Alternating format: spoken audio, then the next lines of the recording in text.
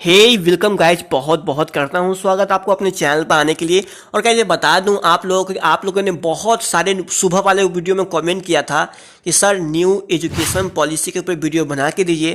तो फिलहाल दोस्तों मैं इसे बना के ले आया हूँ। और दोस्तों ये आप लोग का फिर से स्वागत है एजुकेशनल पॉइंट के चैनल पर आने के लिए। मैं रोशन कुमार झा। शुरुआत करते हैं। तो गाइज आप लोगों ने सुबह सुबह आज पेपर में पढ़ा होगा कि 34 साल के बाद अपने शिक्षा क्षेत्र में बहुत ही बड़ी बदलाव आई है और बहुत सारे रूल अपने एजुकेशन पॉलिसी के बारे में चेंज हो गए हैं। तो मेरा भी चैनल एजुकेशन के मामले में ही बनाता है वीडियो, तो मैं इसी दोस्तों इस पॉलिसी को आप लोगों के सामने यहाँ पर लेके आया हूँ। तो फ्रेंड्स सबसे पहले समझता हूँ यहाँ पर कि आप लोगों ने भले ही इस न्यूज़ को देखा होगा, लेकिन कितने सारे स्टूडेंट हैं जिन्हें ये पूरी तरीके से समझ में नहीं आई होगी। इसका 10% या फिर उनका 20% समझ में आई होगी। तो आज के वीडियो में कुछ मिनटों आप समय दे दीजिए मुझे, मैं आप लोगों को पूरी तरीके से माइंड फ्रेश कर दूंगा और इसे समझा दूंगा। तो गाइस सबसे पहले समझने के लिए इसे हमें 4 पार्ट में चेंज करना पड़ेगा। पहला पार्ट है कक्षा 1 से लेकर कक्षा 9 तक का। जी हाँ, कक्षा 1 से लेकर कक्षा 9 तक में जितने भी रूल्स चेंज हुए हैं पहले मैं उसे बताऊंगा।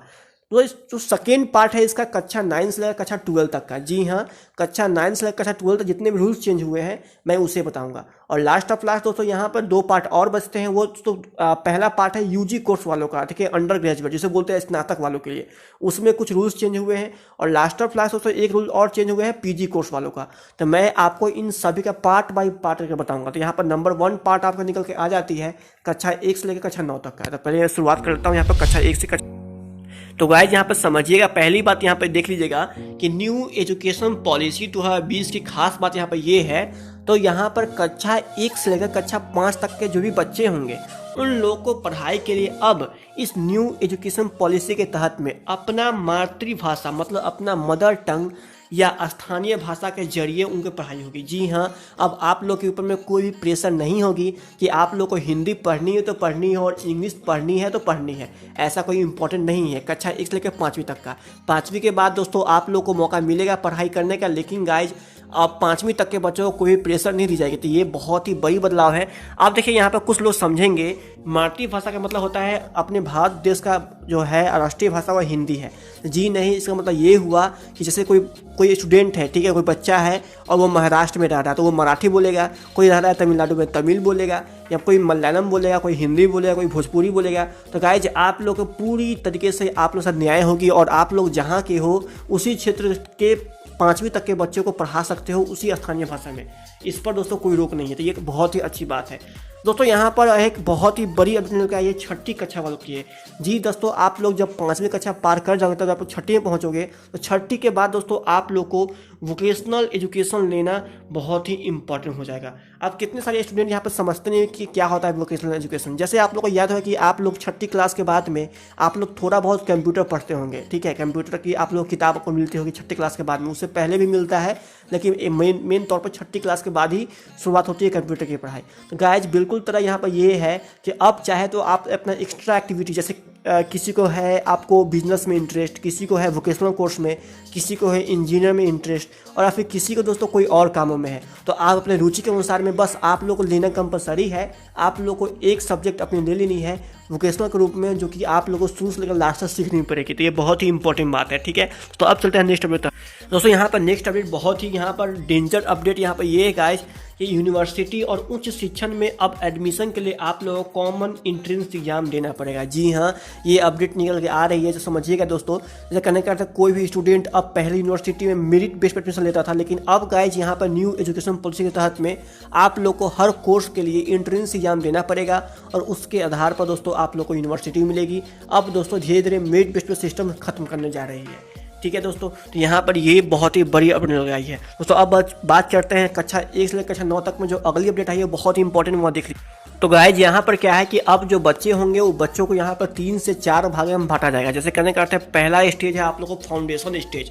पहले जो 3 साल के जो बच्चे होंगे उनको आपको आंगनबाड़ी में प्री स्कूलिंग देनी पड़ेगी, ठीक है। फिर अगले 2 साल कक्षा 1 व कक्षा 2 में बच्चे स्कूल में पढ़ सकते हैं और इन 5 सालों की पढ़ाई के लिए एक नया पाठ्यक्रम तैयार होगा जो कि अभी तैयार नहीं हुआ है। तो यहाँ पर पहला आपको फाउंडेशन स्टेज बता गया है। वहीं दोस्तों यहाँ पर एक आपको बता गया है प्री पेट्री स्टेज, ठीक है। ये क्या होता है सुन लीजिएगा।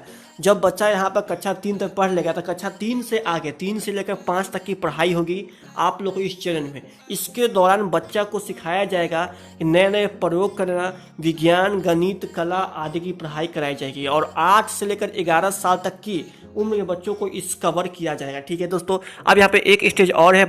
तो यहाँ पर दोस्तों यहाँ पर अगली स्टेज यहाँ पर ये निकल के आ जाती है कि स्कूल में ऐसे होंगे बच्चों की परफॉर्मेंस पर आकलन। जी हाँ, हर यहाँ पर हर महीने महीने आप लोग को रिपोर्ट कार्ड में आप लोग के बदलाव होते रहेंगे और अब आप लोग की जो बच्चों को सीखने की क्षमता, समय समय पर परीक्षण करना और इसके आधार पर आप लोग रिपोर्ट कार्ड बनेंगी। और गाइस वही रिपोर्ट कार्ड आपको आगे बढ़े या फिर नहीं बढ़े, जैसे कोई बच्चा 5 क्लास में है और उनकी रिपोर्ट कार्ड काफ़ी कमज़ोर है तो उन्हें उसी कक्षा में रोक दी जाएगी। तो ये बहुत ही अच्छा अपडेट मेरे ख्याल से आया है कि जो कमज़ोर बच्चा है पहले क्या होते थे, पहले वो आगे निकल जाते थे। अब दोस्तों उनको पूरी तरीके से सीखना है तभी वो आगे जा सकते हैं, रिपोर्ट कार्ड तभी बनेगी। तो यहाँ पर एक बड़ी अपनी आती है। तो फ्रेंड्स हम बात करते हैं आप यहाँ पर स्टेज 2 के बारे में, जो कि है कक्षा 9 से लेकर कक्षा 12 तक के बच्चों का। और यहाँ पर दोस्तों बहुत ही बड़ी अपडेट है कक्षा 9 से कक्षा 12 तक का, तो वो जरूर देखिएगा। तो गाइज यहाँ पर मैं अब आ चुका हूँ यहाँ पे स्टेज 2 के पर। तो स्टेज 2 में यहाँ पर ये है गाइज आप लोग के सामने में एक कक्षा 9 से लेकर कक्षा 12 तक का, ठीक है। कक्षा 9 से लेकर कक्षा जो 12वीं तक के जो स्टूडेंट होंगे उनको अब विषय चुनने की आज़ादी होगी। जानो स्कूल में देखो है क्या कि पहले कक्षा 9 से कक्षा 12 तक को अपने विषय चुनने में आज़ादी नहीं थी। अब दोस्तों आप लोग को आज़ादी मिलेगी जिसमें आप लोग को वर्चुअल लैब, डिजिटल लाइब्रेरी जैसी योजना भी शामिल होगी। दोस्तों अब बात करते हैं यहाँ पर नेक्स्ट अपडेट की तरफ में कक्षा 9 से कक्षा 12 तक का। देखिए बहुत ही तो गाइज यहाँ देखिए यहाँ पर अगली अपडेट यहाँ पर ये है कि 10वीं एवं 12वीं की बोर्ड परीक्षाओं में बड़े बदलाव अब होंगे। इन परीक्षाओं में बदलाव को लेकर कई सुझाव है, जैसे कि साल में अब आप लोग को 2 बार करना होगा एग्जाम। 2 हिस्से आप लोग की होगी मतलब ऑब्जेक्टिव और प्रश्नोत्तर, ठीक है, अलग अलग होगी। और ये दोस्तों अपडेट निकल के आ रही है कि ताकि बच्चों को यहाँ पर लोड कम पड़े, ठीक है। तो फ्रेंड्स यहाँ पर देखते हैं अगली।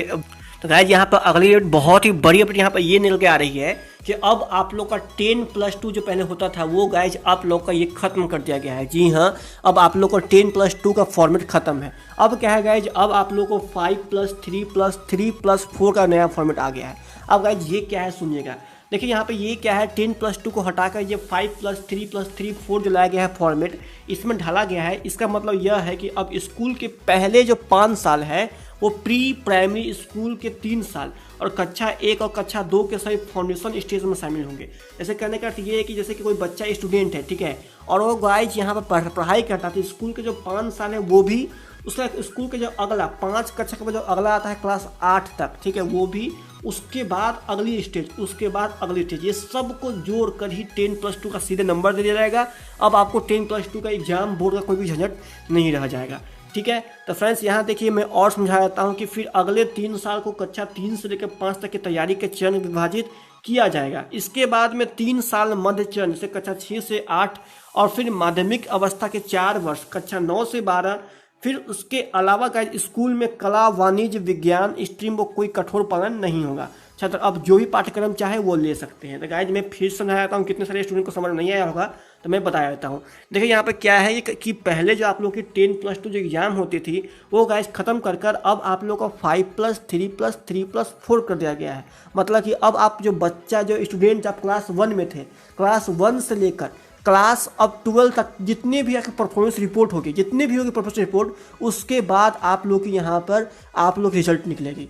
पहले क्या होता था कि बच्चा 10 तक कुछ पढ़े कोई मतलब नहीं है, 12th में कितना % लाया, कितना बोर्ड में नंबर लाया वो इंपॉर्टेंट होता था। लेकिन अब नहीं है, अब आपका कक्षा 1 से लेकर कक्षा 12 तक की पूरी रिपोर्ट दिखी जाएगी।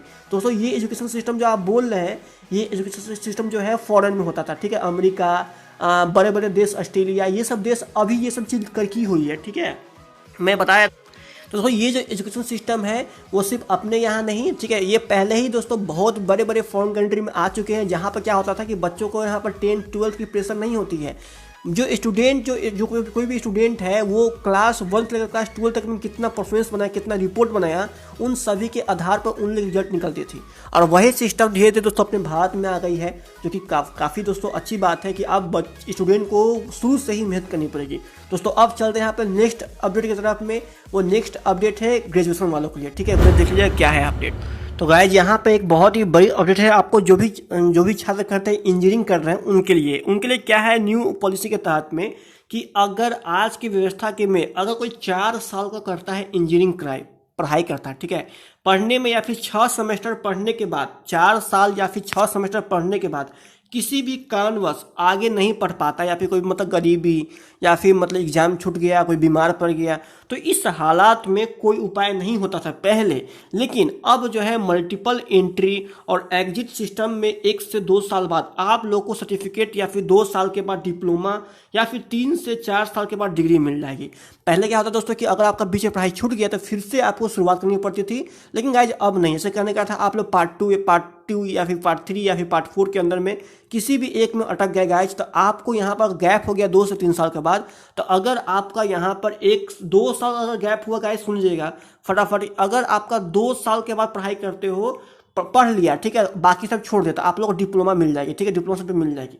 अगर आप 3 से 4 साल पढ़ाई कर लेते हो उसके बाद छोड़ते हो बीच बीच में, तो आप लोग को डिग्री मिल जाएगी, ठीक है। और 1 साल के बाद छोड़ते हो तो आप लोग को सिंपल सर्टिफिकेट मिल जाएगा कि हाँ कि इसने एडमिशन लिया लेकिन किसी कारणवश छोड़ दिया। मतलब कुल मिलाकर गाइज अब आप लोग की 1 साल की पढ़ाई बर्बाद नहीं जाएगी। अगर आप लोग गैप हो जाता है गाइज, तो गैप होने के बाद भी आप लोग बेनिफिट मिलेगी।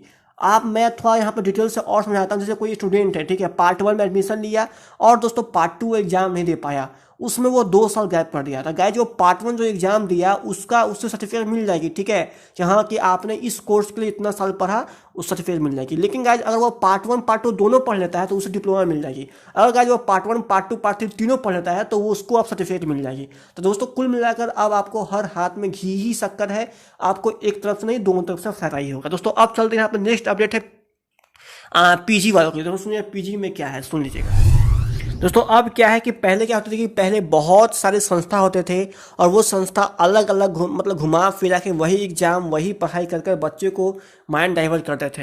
लेकिन गाइज अब न्यू सिस्टम के तहत में लीगल और मेडिकल, जो लीगल होंगे और मेडिकल कॉलेज होंगे, उसको छोड़कर सभी उच्च शिक्षण संस्थानों को संचालन सिर्फ आपको एकल नियामक, मतलब सिर्फ एक ही मतलब कि प्रेशर के तहत में एक ही कोई सिंगल रेगुलेटर होंगे और वही संभालेंगे। जितने सारे चीज बढ़ते थे पहले, क्या होता था कि पहले हर कोई अपने अपने मालिक था, लेकिन गाइज अब नहीं। अब टॉप संस्था को छोड़कर बाकी जो छोटे बड़े संस्था होंगे वो सभी का जो है बागडोर किसी एक के हाथ में होगा। तो ऐसा कहा गया है। वही दोस्तों नई शिक्षा नीति के तहत में अब एमफिल जो कोर्स होती थी पहले, एमफिल वीफिल, ये सब कोर्स धीरे धीरे खत्म की जा रही है।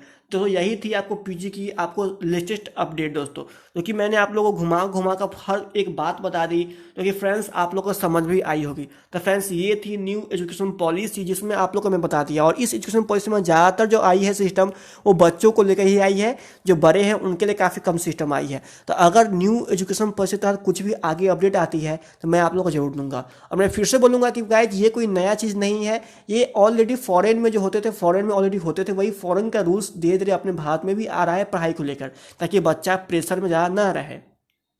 फ्रेंड्स अगर ये वीडियो पसंद आई, अगर आप चाहते हैं कि अगर आपको ये यहाँ पर न्यू एजुकेशन पॉलिसी में जो जितनी बात आ गई तो आप अपने दोस्तों में शेयर कीजिए और उन्हें समझा दीजिए, ताकि इस वीडियो तक में उनको भी समझ में आ जाएगी। तो गाइज आशा करता हूँ कि अगर मेरी बात पूरी समझ में आई होगी, तो अगर वीडियो पसंद आया तो दोस्तों वीडियो एक लाइक कर दीजिएगा और दोस्तों में साथ में शेयर कर दीजिएगा, सब्सक्राइब भी कर लीजिएगा। सब्सक्राइब करने के बाद ही आप लोग को हर अपडेट मिलेगी। लेकिन गाइज अगर अभी भी कुछ भी कन्फ्यूजन है, जैसे करने क्या होगा कैसे होगा, तो आप मेरे टेलीग्राम हैंडल, फेसबुक पेज या फिर इंस्टा हैंडल पर आ सकते हैं। उन सभी का लिंक डिस्क्रिप्शन बॉक्स में दिया हुआ है। तब तक धन्यवाद। जय हिंद, जय भारत। सब्सक्राइब